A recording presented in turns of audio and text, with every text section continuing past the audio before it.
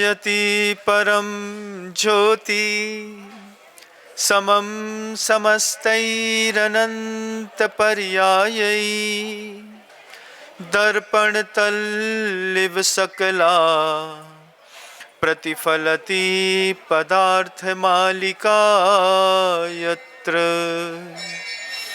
गुरुवः पान्तनो नित्यं ज्ञान दर्शन नायका चारित्रार्णव गंभीरा मोक्ष मार्गोपदेश का। अहिंसा परमो धर्म की। परम पूज्य आचार्य भगवंत गुरुदेव श्री विद्यासागर जी महाराज की, वर्तमान आचार्य परमेष्ठी गुरुदेव श्री समय सागर जी महाराज की, समस्त मुनि संघ की।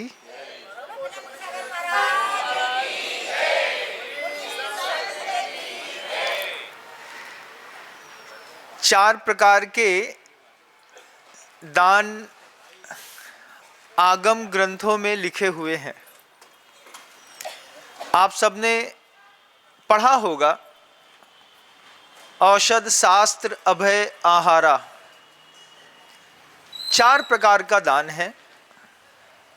औषधि दान है, शास्त्र दान है, अभय दान है और आहार दान है। औषधि दान क्या होता है? तो व्यवहार से तो देखने में आती है ये बात कि कोई साधु या कोई व्रती रुग्ण है, उन्हें कोई तकलीफ है, उन्हें कोई शारीरिक विकल्प है, तो श्रावक अपने धन का सदुपयोग करते हुए साधु को रोग मुक्त करके मानसिक और शारीरिक क्लेश से बाहर लाता है। लेकिन सिर्फ इतना ही औषधि दान का अर्थ होता नहीं। इसके अलावा भी आचार्य कुंद भगवान ने कहा है, जिन वयण मोसह मिणम अमी सुख विषय विरेणम वक्षाणम।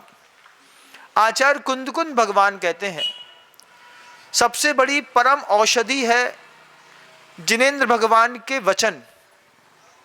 जिन वयण मोसह मिणम, विषय सुख विरेणम, विषय सुख का विरेचन कराने में निमित्त बनता है। जिनेन्द्र भगवान के वचनों की औषधि नाली के ऊपर बैठ करके नहीं बांटी जाती। जिनेन्द्र भगवान के वचनों की औषधि जूते चप्पल के ऊपर खड़े होकर के भी नहीं बांटी जाती।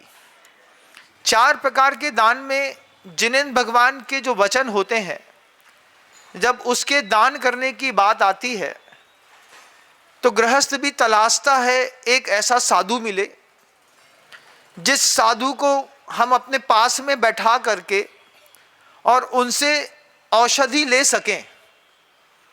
पर्चे में, डॉक्टर के पर्चे में दवाइयाँ लिख देते हैं। हमारे यहाँ हुआ, डॉक्टर पीसी सिंघई जी एक बहुत अच्छे डॉक्टर थे, कार्डियोलॉजिस्ट सर्जन थे, फ्री में शाम को पर्चियाँ लिखते थे।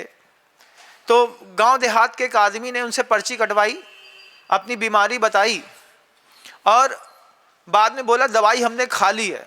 डॉक्टर साहब ने इतना ही बोला था, भैया ये दवाई है, इस आप दवाई ले लेना। अब सामान्य से भाषा होती है, पर्ची में दवाई लिख दी, तब ये तो तय है कि दवाई यही है। अब उस गंवार ने पर्ची खा ली। पर्ची खा करके 5 दिन बाद आकर के बोलता है, डॉक्टर साहब कोई फायदा नहीं हो रहा है, बिल्कुल भी आराम नहीं है। दवाई दी थी, हाँ दवाई तो आपने दी थी, दवाई खाने के बाद भी कोई आराम नहीं लगा। क्यों? दवाई तो सही थी, पर्ची कहाँ है? बोले पर्ची में तो दवाई थी और दवाई हमने खा ली, मतलब पर्ची खा ली। डॉक्टर साहब ने थोड़ा सा माथा कूटा, फिर समझाया, भैया हमने जब कहा था कि पर्ची में दवाई है, ये दवाई खा लेना, इसका मतलब पर्ची खाने को नहीं बोला था। मेडिकल स्टोर में जाते, वहाँ से दवाई खरीदते, फिर दवाई खाते तो ठीक हो जाते, तुमने पर्ची खा ली। उसके उस अबोध पने पर डॉक्टर साहब ने उसको दोबारा एक पर्ची लिखी, साथ में दवाई भी दी। और बोली ये दवाई खाना ठीक हो जाओगे। बहुत दयालु थे डॉक्टर पीसीजी सिंघई साहब, अति दयालु इंसान, ढूंढना देखना बड़ा मुश्किल होता है। अब ऐसा ही होता है, बहुत सारी पर्चियां आपकी मंदिरों की अलमारी में रखी पड़ी हैं, आपकी बीमारियों की पर्चियां मंदिर में शास्त्र के रूप में रखी हैं, लेकिन आप पर्चियां उठाते नहीं, दवाई खाते नहीं और अपनी बीमारी का गाना गाते रहते 24 घंटे। अरे महाराज घर में कछु नहीं चल रहा हो, ऐसो हो रहा हो, वैसो हो रहा, दुनिया फलाना ढिकाना ढिमका, जिंदगी भर की बातें। हम बार बार सोचते हैं मंदिरों में इतनी अच्छी पर्चियां रखी हैं, पर्चे हैं शास्त्र जिसमें जिन वयण मोसह मिणम, जिनेंद्र भगवान के द्वारा लिखी गई औषधियां हैं, उन औषधियों का प्रयोग करना था। लेकिन महाराज पर्ची पढ़ते भी तो आए।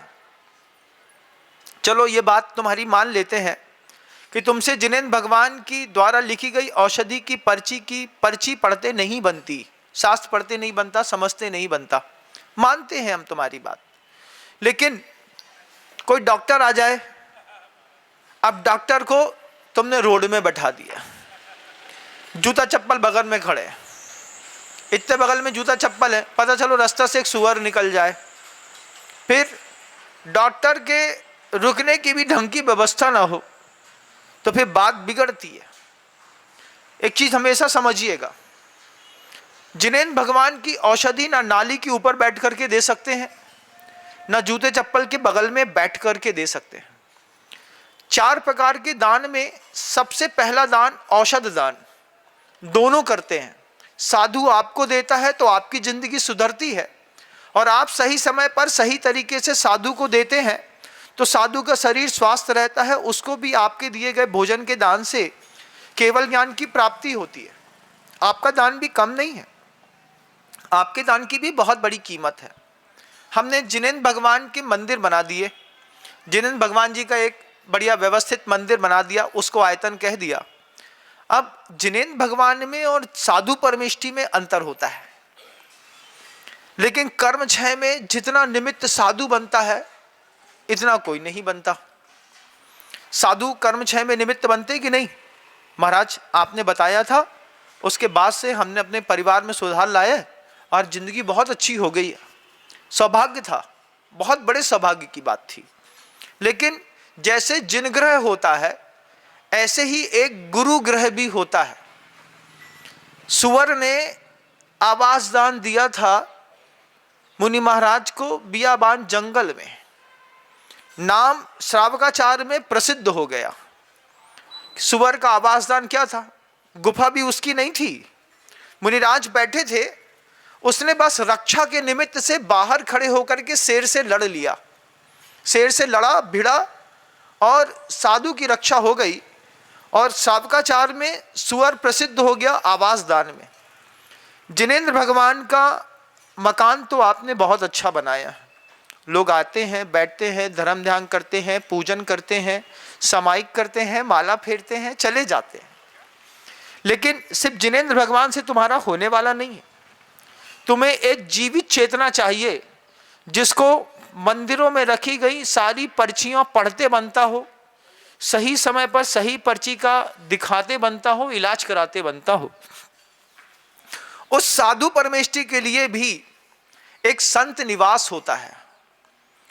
जैसे गुरु ग्रह होता है, जैसे जिन ग्रह होता है ना, ऐसे गुरु ग्रह होता है। उस गुरु ग्रह का अपना एक सौंदर्य होता है। गुरु ग्रह में जब आप प्रवेश करते हैं, प्रवेश करते साथ आपको फीलिंग आनी चाहिए कि हम एक देश जिन के जिनालय में प्रवेश कर रहे हैं। गुरु ग्रह में प्रवेश किया, सुगंधित व्यवस्थित वातावरण, अच्छा कमरे का वास्तविक कलर जैसी आवश्यकता होती है जो आंख को चुभता ना हो। उस गुरु ग्रह में किसी को, साधु परमेष्टि को या आपको ठंडी गर्मी और बरसात का ज़्यादा प्रतिकूलता ना होती हो। गुरु ग्रह मतलब संत निवास में बेहतरीन मार्बल लगा दीजिए इटालियन, और उसके बाद साधु को बैठा दीजिए, रात भर में ठंडा करके आधा मर जाएगा। तो क्या करते हैं, जब गुरु ग्रह बनाते हैं तो प्रॉपर लकड़ी की फ्लोरिंग करते हैं, लकड़ी के आसपास की दीवारों के ऊपर भी लकड़ी व्यवस्थित बना करके इतना सुंदर गुरु ग्रह बनाते हैं, जिसके प्रथम तल पर सरस्वती भवन होता है। सरस्वती भवन में ही प्रवचन, उद्बोधन इत्यादि की बहुत अच्छी व्यवस्थाएं होती हैं, जहां पर 2, 4, 5 गुरु आते हैं, व्यवस्थित बैठ पाएंगे, धर्म लाभ आपको दे पाएंगे। इस तरीके का दान भी जैन शासन की उन्नति के लिए करना पड़ता है बंधु। घर के अंदर 1.5 लाख का सोफा होगा, जैगवार का नल लगाया होगा बाथरूम के अंदर, ऊपर बेहतरीन एक शावर होगा, एक बाथ टब होगा तुम्हारा नहाने का, बड़ी कंपनी का, जिसमें बैठते साथ ही ठंडा गर्म पानी के लिए बटन बगल में होगी, दबाते होगे पानी देखते देखते गर्म हो जाता होगा, देखते देखते उसमें शैम्पू आ जाता होगा, नहा लेते होगे। शरीर की सुविधा के लिए कैसी गजब की व्यवस्थाएं बना के रखी हैं, कैसी गजब की। घर के अंदर तुम्हारे बाथरूम की कीमत का भी कमरा नहीं है तुम्हारे साधु के रुकने लायक। साधु के रुकने के लिए क्या चाहिए, इतना सुंदर और व्यवस्थित हो कि साधु को लगे कि यहीं पर रह करके धर्म लाभ लेना और देना है। ऐसा कमरा बना दो साधु का, सुबह आए और पहले ही सोच ले भैया शाम अपन यहां नहीं गुजारेंगे। उससे किसका नुकसान होता है, समाज टूटती है। समाज में जीवित साधु नहीं रहता ना, समाज खंड खंड होती चली जाती है। उसकी अस्मिता की रक्षा करना एक अच्छे साधु का काम होता है। एक सुंदर सा संत निवास हो, जिसमें माँ जिनवाणी को रखने का भी सुंदर सी व्यवस्था हो। देव का निवास दे दिया, अब साधु को भी निवास देना पड़ेगा ना, एक अच्छा संत निवास। अब संत निवास में पता चला कि किसी ने तंबाकू थूक दिया है, कहीं दारू की बोतल मिल रही है, कहीं पर दूसरे अनैतिक काम वाले कागज पड़े हुए हैं। फिर किसी ने पता चला कि वहाँ पर आकर के वेज नॉन वेज बना करके रह लिया या खा लिया है। धर्मशाला में और संत निवास में अंतर होता है। धर्मशालाएं भी जैन समाज की जो धर्मशालाएं होती हैं, वे साधर्मी बंधु के धर्म को बढ़ाने के निमित्त से होती है। अर्थोपार्जन के लिए धर्मशालाएं नहीं होती। ये बात भी पूरी दुनिया के लोगों को पता होनी चाहिए। हमको याद है, मैं घर में था और एक बार धर्मशाला एक मांसाहारी को दे दी, मांसाहारी को दे दी। और सबसे बड़ी विचित्र की बात ये थी कि हरिदीवाल वालों को दे दी। हरिदीवाल वालों में मांसाहारियों को देने के बाद जब उनने वहाँ पे खाना बना लिया, दूसरे दिन पूरी समाज में तहलका मचा और दूसरे दिन समाज में धर्मशाला के जितने बर्तन थे सारे के सारे बर्तन बेच दिए और दूसरे दिन नए बर्तन लेकर के आए, नई चादर लेकर के आए और समाज में एक संविधान बना लिया कि सिर्फ जैन समाज के लिए ही इस धर्मशाला का प्रयोग होगा, किसी और समाज के लोगों को यह धर्मशाला नहीं दी जाएगी। ऐसा एक इतना सुंदर वातावरण संविधान में बनाया। अर्थ के उपार्जन के लिए जैन समाज के लोग धर्मशाला नहीं बनाते, इस बात को ध्यान रखिएगा। अर्थ के उपार्जन करना होता है, मंदिर चलाना होता है, हम बेहतरीन एक गुल्लक रख देते हैं, उस गुल्लक से इतना पैसा निकलता है। जैन समाज के किसी भी मंदिर में, जैन समाज के किसी भी मंदिर का अध्यक्ष वास्तव में समाज का पिता होता है। उसकी जवाबदारी होती है कि घर का पैसा कैसे बचेगा, उसकी जवाबदारी होती है घर कैसे बढ़ेगा, उसकी जवाबदारी होती है घर की सुरक्षा कैसे बनी रहेगी। इसलिए उसको अध्यक्ष को पिता के पद पर बैठाते हैं। वो साधुओं को समय समय पर लाता है, संत निवास में स्थापित करता है, क्योंकि 4 प्रकार के दान की निरंतरता बना के रखनी है। औषध दान देना है तो औषध दान लेना भी तो है, औषध दान चाहिए ना। अच्छा साधु अच्छा उद्बोधन नहीं देगा, आपके गांव में नहीं आएगा। आपके गांव में पता चला बड़े बड़े टूटे दरवाजों वाला, आपने किसी कमरे में साधु को बोला महाराज जी रुक लो, दिसंबर की ठंड है, उसको छाती में टीबी हो गई, आर्थोराइटिस का प्रॉब्लम हो गया, सूख गया, कुछ हो गया, कौन जवाबदार है बताओ मुझे। पूरी दुनिया के लोगों, आपके घर की आपके यहाँ की संत निवास आप देखिएगा, ऐसा संत निवास बनाया है, उसमें कहे कि 3 दिन तुम रह के दिखा दो, भैया हमसे तो ना हो पा है। तो कौन से हुई है? बस साधु परमेष्ठी से जो मोक्षगामी है। तुम वहां पर रुक नहीं सकते, तुम वहां पर 1 दिन रह नहीं सकते, और तुम साधु को वहां पर रोक देते हो। तुमको शर्म नहीं आती है? बिल्कुल भी। तुमको ऐसा नहीं लगता है कि जिस कमरे पे हमारे घर को लड़का ना रुके, वो घर में ऐसे लड़का को कैसे रोक दें जिसके माँ बाप ने बलैया लेकर के उनको मोक्ष मार्ग में भेजो हुई है।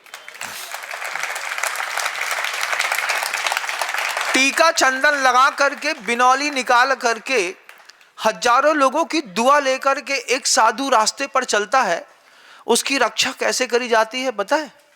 एक शिशु की जैसे एक बच्चे को पालते हैं ना, गोदी के बच्चे को जैसे पाला जाता है, ऐसी साधु परमेष्ठी की रक्षा करी जाती है।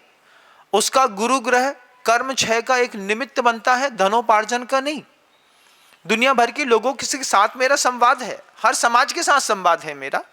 हर समाज के लोगों को इस बात की जानकारी हो कि संत निवास का प्रयोग धर्मशाला के रूप में नहीं करते हैं। धर्मशाला में आपके समाज की तेरही होती होगी, बरहो होता होगा, बच्चा कोई पैदा होता होगा तो उसका कोई फंक्शन होता होगा, उसके लिए शुद्ध बर्तन रखे रहते हैं, शुद्ध गद्दे रखे रहते हैं, कहीं पर भी किसी भी प्रकार की बोल्ड में लिखा रहता है। इस पूरा का पूरा परिसर पूर्णतः अहिंसावादी लोगों के लिए समर्पित है। इस परिसर पर शराब, सिगरेट, तंबाकू, गुटखा, जुआ, वैश्यागमन, परस्त्री सेवन, शिकार इत्यादि पूर्णतः वर्जित है, और ऐसा पाए जाने पर दंडनीय अपराध सेक्शन लगा दिए जाते हैं। ऐसा वहां पर एक बोर्ड लिख दिया जाता है धर्मशाला में, संत निवास में नहीं। संत निवास तो साधु संत का निवास होता है। एक समृद्ध समाज की पहली जरूरत जिन मंदिर, दूसरी सबसे बड़ी जरूरत है एक अच्छा गुरु ग्रह का होना। उसको गुरु ग्रह कहते हैं। गुरु ग्रह के निमित्त से अच्छा वेल फर्निश्ड लकड़ी का कमरा बना करके जब तैयार करके रख देते हैं, प्रॉपर बाजोटा हो, प्रॉपर एक तखत हो। पता चला ऐसे तखत पे बैठाया है जो चैंपो चैंपो कर रहा है, उसमें बीच में संद लगी हुई है, खुली हुई है, उसमें खटमल है, उसमें तुमने एक बड़े घर के साधु को ला करके बैठा दिया। अरे महाराज, साधु को काम है परिसय सहन करवो। परिसय सहन करना साधु का काम है, ये तो तय है, लेकिन उपसर्ग करना श्रावक का काम नहीं है, ये बात भी पता होनी चाहिए। ये उपसर्ग है। हमारे घर को दरवाजा अगर बंद ना होए तो शाम के समय होवे से पहले श्रीमती ने चिल्लाया, और चिल्लाते साथ ही सबसे पहले बढ़ई आता है और काम ठीक करके चला जाता है। साधु के कमरे का दरवाजा ठंडी के दिनों में चिटकिनी नहीं लग रही, महाराज आज भूल गए कल कर देंगे। दूसरे दिन अरे महाराज जी बहाना मार दिया, अरे महाराज जी क्या बताएं, उसके यहाँ गए थे, वो बहुत व्यस्त था, बोला शाम को आएंगे, आया नहीं, उसने झूठ बोल दिया। झूठ तुमने बोल दिया, नाम उसका लगा दिया। साधु के साथ किया गया छल। ध्यान रखना बंधुओं, जब फलता है ना, खाने को एक दाना नहीं मिलता। रोज संपत्ति कम होती है साधु के साथ किए गए छल से, रोज संपत्ति कम होती है। विश्वास ना हो तो अकृत पुण्य की कथा पढ़िएगा। एक मुट्ठी गेहूं उठाने गया था, वो भी अंगार बन गए। जठराग्नि ऐसी खत्म होती है, खाने की इच्छा मर जाती है। क्या होता है? 4 प्रकार के दान में सबसे पहला दान है औषध दान। औषध दान में आपको चाहिए है या आपको देना है, तो आपको संयोजना बनानी पड़ेगी अपने कर्म क्षय करने के लिए। जिनेन भगवान के जिनालय बना लिया, उसके सामने अगल बगल आजू बाजू सराउंडिंग 50 मीटर के एरिया में एक संत निवास होगा। संत निवास में प्रॉपर रुकने के लिए साधु के लिए हवादार कमरे हो, सूर्य का प्रकाश आता हो, साफ सुथरी व्यवस्थाएं हो, साथ ही साथ एक छोटा सा चौका भी हो। एक किचन होता है। किचन किस लिए महाराज जी? कल को कोई वृद्ध साध्वी आ गई, कहीं आने जाने लायक नहीं है, किसी साधु की संलेखना होनी है, किसी श्रावक को उसका घर 2 किलोमीटर 3 किलोमीटर दूर है, उसको आहार दान देने का भाव है, तो कम से कम वो वहां पर आहार औषधि इत्यादि बना करके साधु की वह व्यक्ति सेवा कर सकता है। अपने घर से सुंदर, अपने घर में तो मॉड्यूलर है, कैसो है, अरे महाराज हमारे घर में तो बात ही ना करो, चाइना से बुलवाओ पूरो को पूरो, 12 लाख को तो चौका ही बुलवाओ हमने। और साधु के लाने कोटा स्टोन की पट्टी लगा करके छोड़ दिया, उसमें कितना गंदा पड़ा हुआ है कोई देखने नहीं आता। ये संत निवास अगर ऐसे है ना बंधुओं, कोई साधु मोहल्ले पे रुकेगा नहीं। आप लोग सोचिएगा, अगर सोसाइटी के लोगों ने मिलकर के अपनी सोसाइटी के मैनेजमेंट के लिए एक सुंदर संत निवास की व्यवस्था नहीं करी, एक सुंदर सरस्वती निवास की व्यवस्था नहीं करी। सरस्वती निवास भी होता है, सुंदर अलमारियां होती हैं, व्यवस्थित तरीके से दुनिया भर से जमाने के ग्रंथ ला करके कवर चढ़ा करके व्यवस्थित रखे से रख दिए जाते हैं। एक गद्दी बनाई जाती है, उस गद्दी को बनाने के बाद गद्दी चलाई जाती है, विद्वान लाए जाते हैं, उसको पैसा दिया जाता है, भैया हम आपको 15,000 रुपये महीना देंगे, हमारे मोहल्ले में एक पाठशाला चालू करो, बच्चों को अच्छे से पढ़ाओ, शाम को दोपहर में एक बड़ों की क्लास लगाओ, सुबह दर्शन पूजन अभिषेक इत्यादि भी आप कराओ समय समय पर। एक विद्वान रख लिया जाता है, विद्वान रख लेने से माहौल बना रहता है। सरस्वती निवास होता है, पुस्तकें होती हैं, कोई साधु आता है तो ऐसी पुस्तकें अगर रखी रहने लगे तो साधु को वास्तव में पीछे कमंडल के अलावा कुछ नहीं लेना पड़ेगा। अब कोई किताब पढ़नी है, तुम्हारे यहाँ मिलनी नहीं तो एक कार्टून में किताब भी रखी हुई है, कॉपियाँ रखी हुई हैं, ये व्यवस्थाएं बनाई जाती हैं। समाज में जो गुल्लकों में पैसा आता है, गुल्लकों का पैसा अध्यक्ष, मंत्री, कोषाध्यक्ष और भी समाज के कोई और होते हैं कुछ एक आध ऐसे, वो ब्याज में ले लेते हैं। ब्याज में चलाने के लिए समाज के लोगों ने आपके गुल्लकों में पैसा नहीं डाला है, गुल्लक में पैसा डाला है देव, शास्त्र और गुरु तीनों की सेवा को समृद्ध करने के लिए। गुल्लक का पैसा किसी मंदिर में मान लीजिए साल का 1 करोड़ रुपए आता है, अरे अब 1 करोड़ रुपए का क्या करेंगे, तो क्या करें भैया हमें दे दो 75 पैसा में।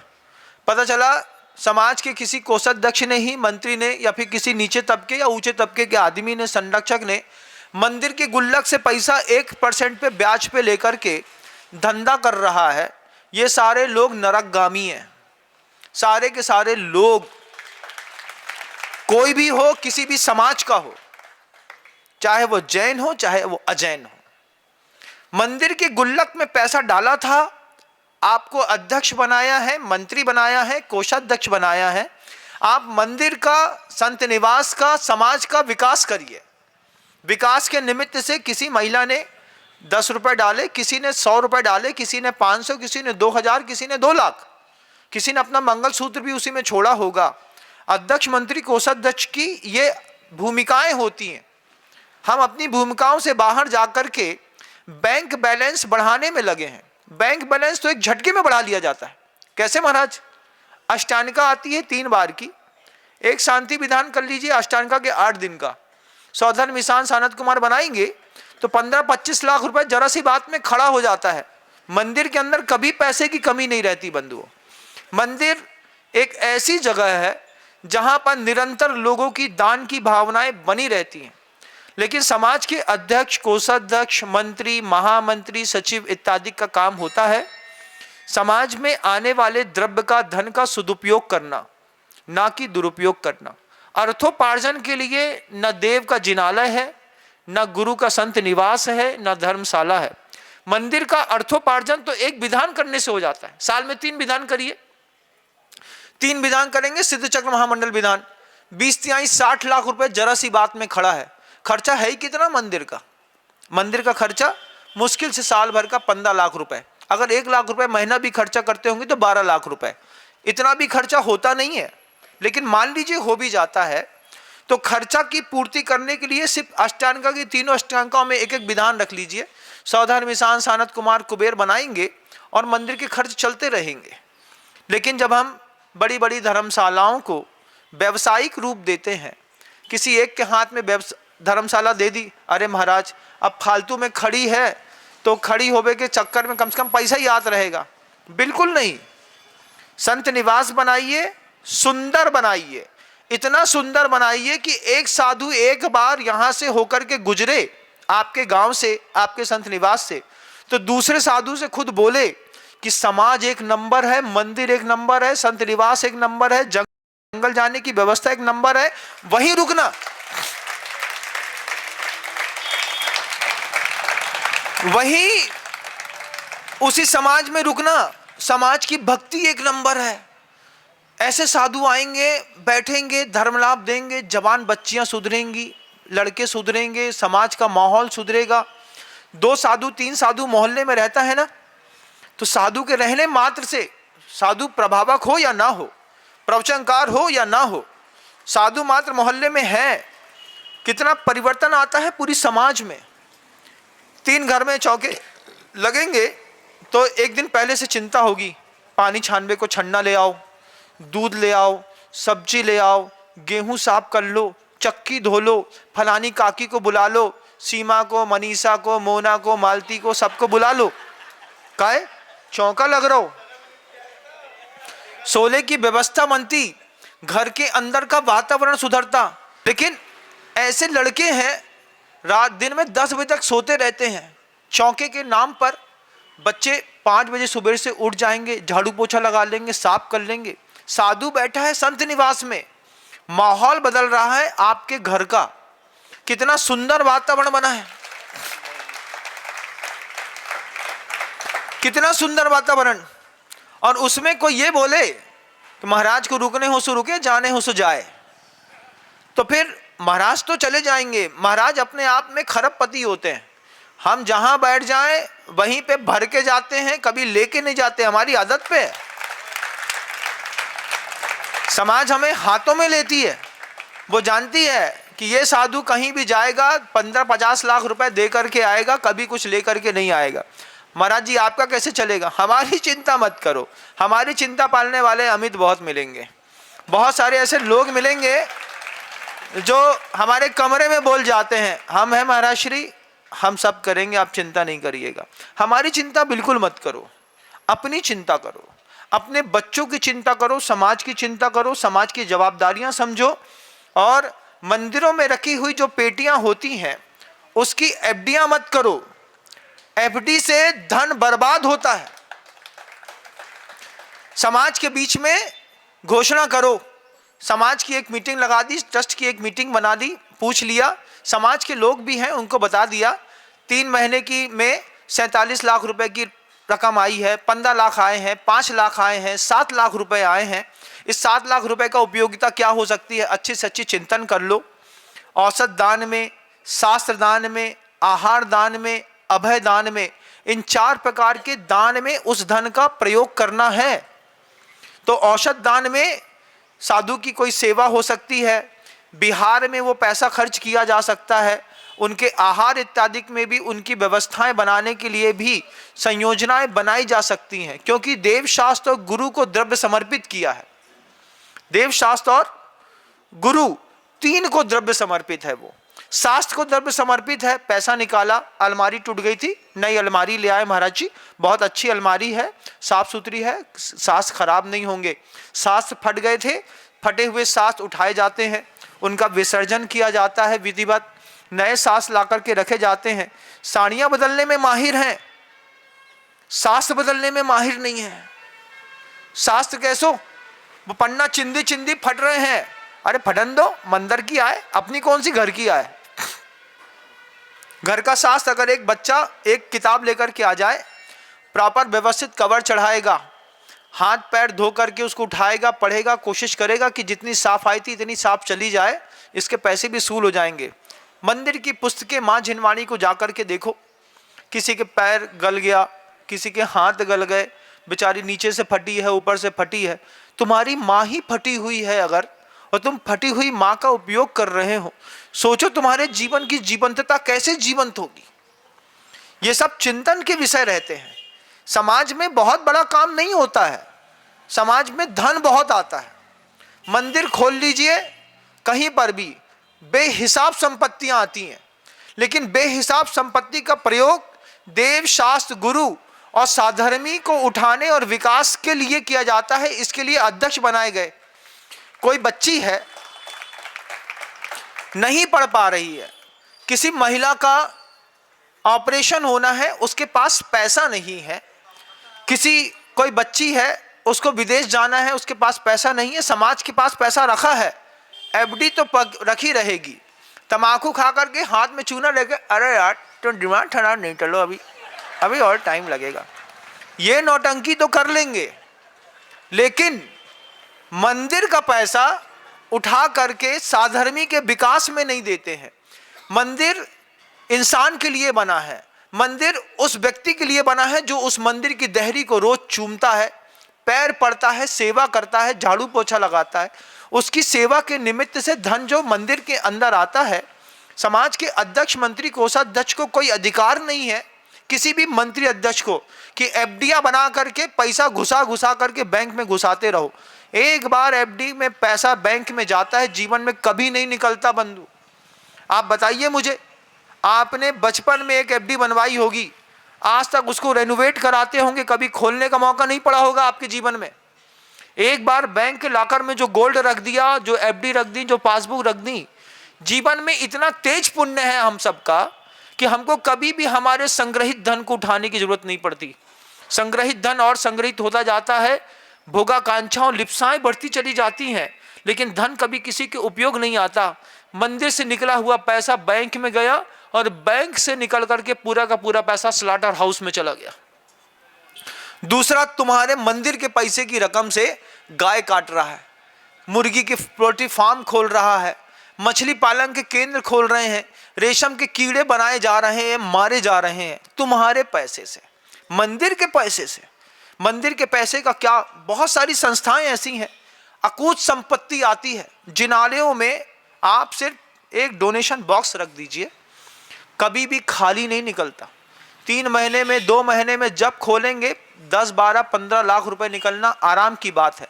और जिस समाज में ये संविधान बन जाएगा कि इस संविधान में किसी भी कीमत पर मंदिर में एफडीआं नहीं बनाई जाएंगी, एफडी की कोई जरूरत ही नहीं है।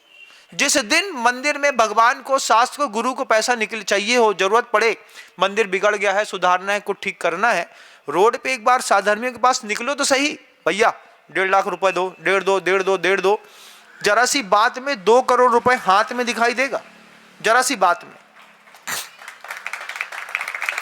एफडीआं किस काम की, किस काम की? मंदिर की संपत्तियों को अलमारियों में, लॉकरों में घुसा करके रखे रहते हैं।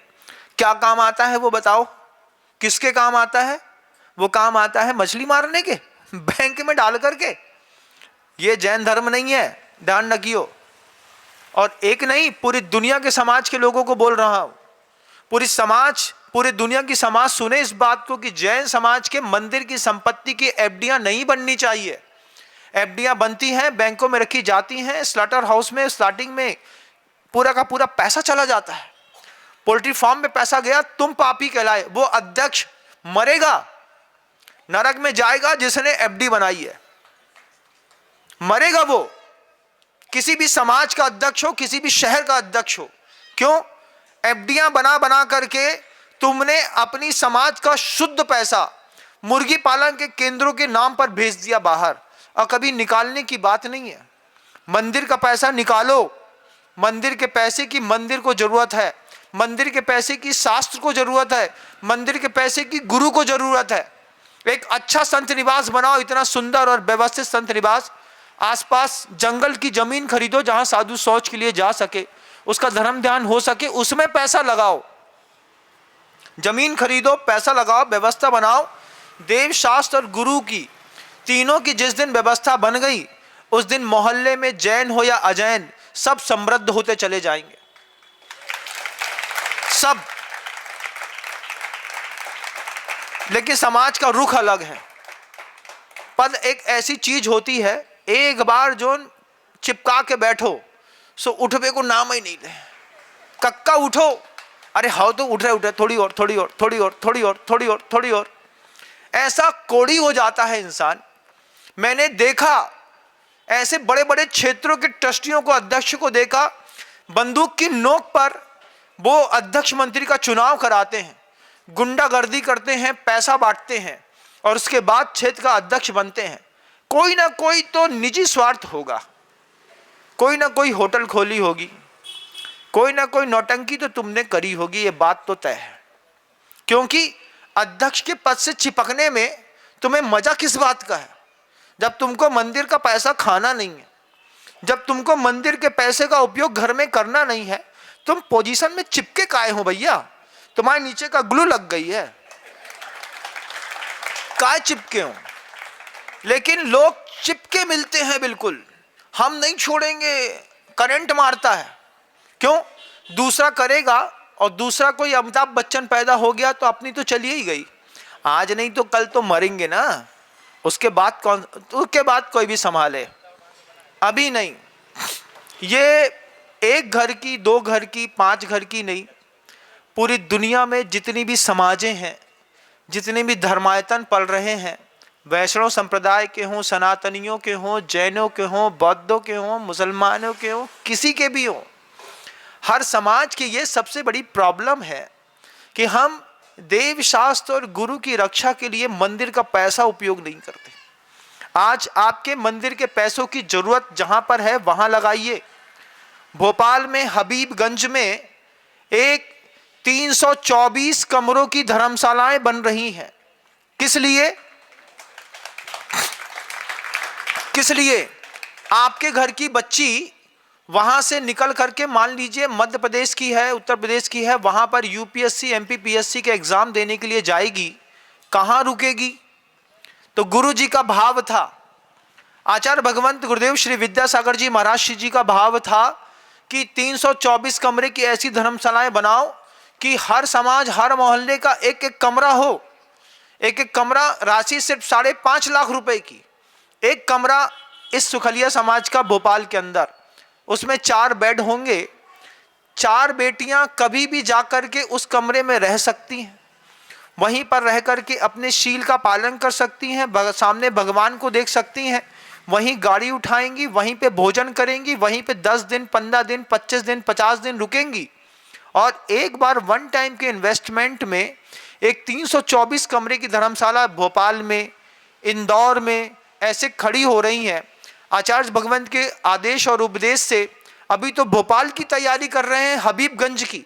हबीबगंज में निर्माण कार्य चालू हो गया, भोपाल में कंस्ट्रक्शन करने के लिए काम कंपनी को दे दिए। हर समाज के, हर मोहल्ले के मंदिर की जवाबदारी है हर अध्यक्ष की कि अपने मंदिर का 5.5 लाख रुपए निकाल करके भोपाल हबीबगंज में बनने वाले उस 324 कमरों में अपने समाज का एक कमरा बुक करे और बुक करने के साथ ये सुविधाएं समाज के लोगों को दे कि बेटा तुम्हें भोपाल जाना है ना, घबराओ मत, हबीबगंज में अपना कमरा है, हम यहाँ से फ़ोन कर देते हैं, तुमको वहाँ पर बेड मिल जाएगा, शुद्ध भोजन मिल जाएगा, वहीं से गाड़ी मिल जाएगी, वहीं पे मेडिकल चेकअप मिल जाएगा, वहीं पे कभी मान लीजिए कभी आप कैंसर का इलाज कराने के लिए कोई गया है तो उसको भी वहाँ पर रुकने की व्यवस्था मिल जाएगी। इसको कहते हैं आवास दान। संत निवास बनाइए, लिखिए, संत निवास है सिर्फ साधु संतों के प्रयोग में आएगा, व्यवसायिक के लिए नहीं। व्यवसाय के लिए संत निवास की कोई उपयोगिता नहीं। हर चीज से पैसे नहीं वसूले जाते। हमें बताओ, हर चीज से पैसे वसूले जाते हैं क्या? तुम्हारी शादी में तुम्हारी श्रीमती जी ने जो लाचा पहनो थो, एक ही बार पहनो हुई है, उनको किराए में चला दोगा?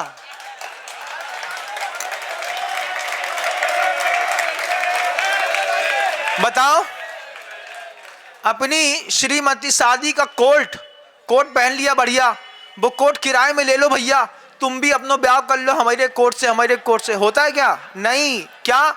याददाश्त है, अमानत है, इसमें हमारा प्रेम है, इसमें हमारी भावना है।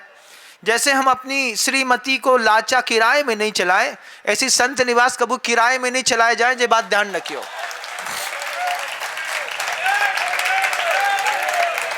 पूरे देश की समाज को इस बात को सीखना और समझना है, हमें किसी भी कीमत पर मंदिर में आने वाली संपत्ति का उपयोग देव शास्त्र, गुरु और समाज के विकास में करना है, उसकी एफडियां नहीं बनानी।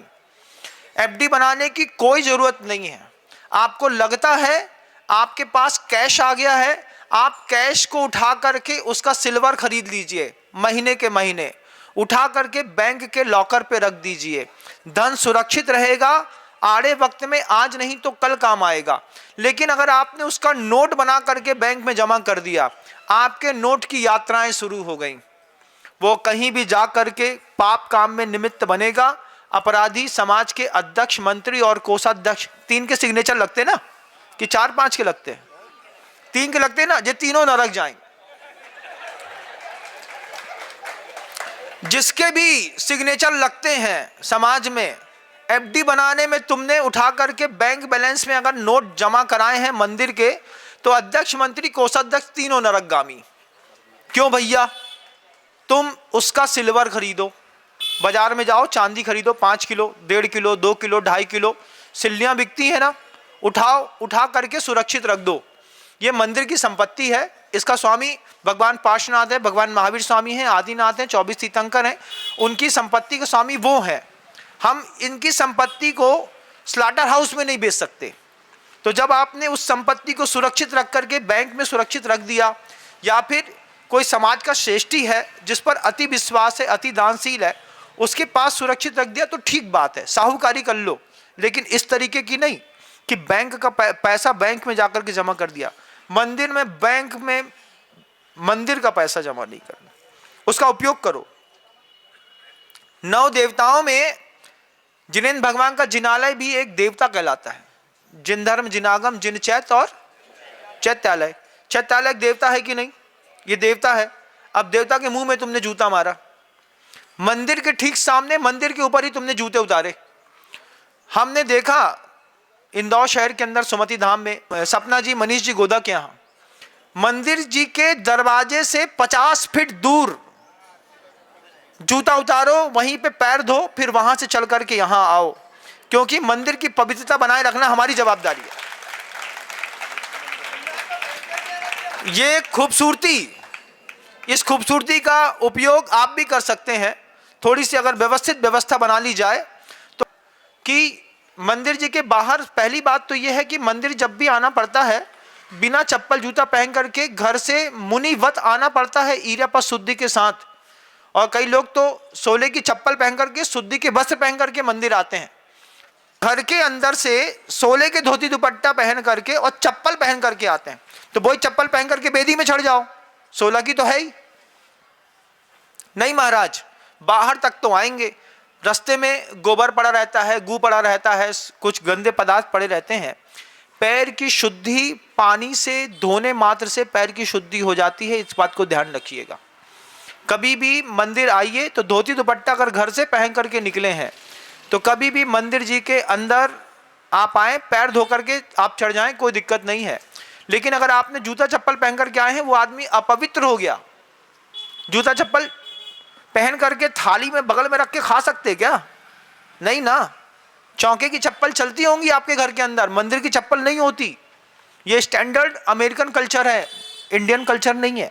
भारतीय संविधान बिल्कुल अलग चलता है बंधुओं। हम सबको इस बात में अति संशोधन की आवश्यकता है। संत निवास जैसा हो, इतना लग्जीरियस हो, जितने लग्जीरियस आपके बेडरूम होते हैं, उतनी साफ सुथरी सुविधा हो। ठंडी, गर्मी, बरसात में किसी भी मौसम का बहुत तीव्र प्रभाव ना पड़ता हो। मार्बल कभी भी संत निवास में नहीं लगाना चाहिए। फ्लोरिंग पूरी की वुडन फ्लोरिंग लगाइए, कोई भी साधु आएगी, कभी भी उसको ऑर्थोराइटिस का प्रॉब्लम नहीं होगा। घर के अंदर जो मार्बल लगा करके रख देते हैं ना, इन मार्बल के कारण, ठंडों के कारण आपके घुटने के ऑपरेशन हो रहे हैं। जिनके घरों में मार्बल लगा होता है उन्हीं को सबसे ज़्यादा ऑर्थोराइटिस का प्रॉब्लम होता है, क्योंकि नीचे से लगातार शीत शरीर पे घुस रही होती है और पूरे के पूरे जॉइंट्स में जाकर के वायु विकार को विकृत कर देती है। बिना समझ के अगर आप औषधि दान, शास्त्र दान, आहार दान और अभय दान में आगे आना चाहते हैं, उसकी एक भूमिका तो अपन को बनानी पड़ेगी। और जब अपन औषधि दान की भूमिका बना रहे हैं तो दोनों के लिए, श्रावक के लिए भी और साधु के लिए भी, औषधि दान बहुत पवित्र होना चाहिए। जब मैं बोलूं तो ये भी मेरा एक औषधि दान है। औषधि दान नहीं है क्या? प्रवचन औषधि दान है। इसको सुनने के बाद ही तो तुम्हारे दिमाग की बत्तियां जलती हैं। नहीं तो भैया अब जो हो रहा हो सो होने दो।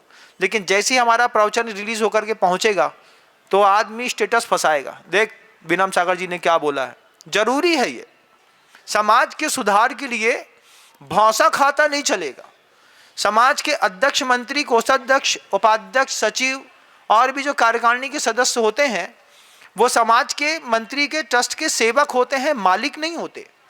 उनको मालिकाना हक नहीं दिया गया है, मालिकाना किसी को भी नहीं दिया गया है। उसका पूरा का पूरा संपत्ति के मालिक भगवान पार्श्वनाथ है। आपकी ईमानदार छवि के कारण आपको अध्यक्ष बनाया गया, आपकी ईमानदार छवि के कारण आपको कोषाध्यक्ष और मंत्री बनाया गया है। ईमानदारी के साथ लोगों को धर्म लाभ मिल सके इसलिए ऐसी कोई व्यवस्था बनाइए। अर्थोपार्जन के लिए मंदिर की चिंता मत करिए। अर्थोपार्जन के बहुत सारे हजार तरीके होते हैं। जितना पैसा समाज में जनरेट करना हो एक इशारे का काम है।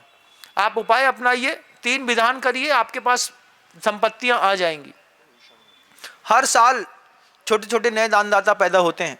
कल ठेला लगावे वालों, हो सकता है कल 1.5 लाख रुपए की सौधरबिंद की बोली ले ले। पैसा आ गया आपके पास, उपयोग कर लीजिए, कोई दिक्कत की बात नहीं है। लेकिन समाज की संपत्ति का सदुपयोग हो, ये बात की जवाबदारी हर आदमी की होती है।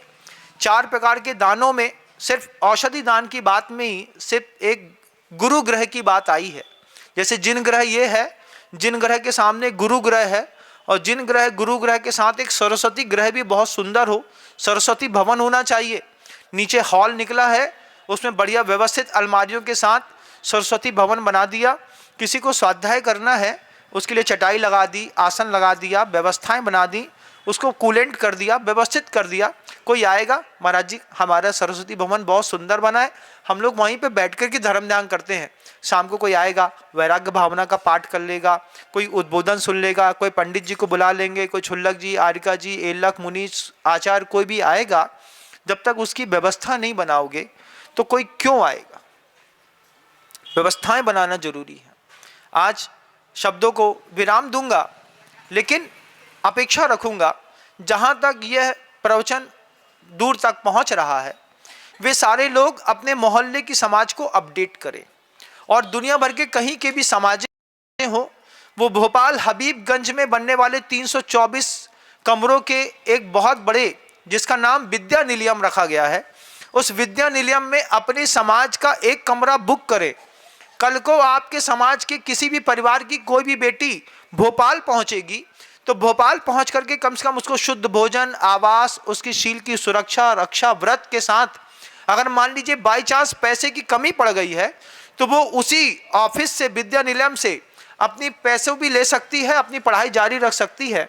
ऐसी सुंदरतम व्यवस्था और सोच के साथ भोपाल के हबीबगंज में बनने वाले जिनालय के बगल से जो हॉस्टल खड़े हो रहे हैं, आप अपने परिवार की भूमिका आज तय करेंगे तो बहुत अच्छी बात होगी। उनके अध्यक्ष, मंत्री का नंबर मेरे पास तो नहीं है, लेकिन आप खुद पता करिएगा। मैं तो अभी इंदौर में हूं, लेकिन मैं बात कर रहा हूं भोपाल की इसलिए क्योंकि संपत्तियां बैंक में जाएं, इससे अच्छा है निर्माण कार्यों में खर्चा हो, साधर्मी वात्सल में खर्चा हो, धन की उपयुक्ता सार्थकता सिद्ध होती है। शब्दों को विराम देता हूं। गुरुदेव श्री विद्यासागर जी महाराज जी की जय।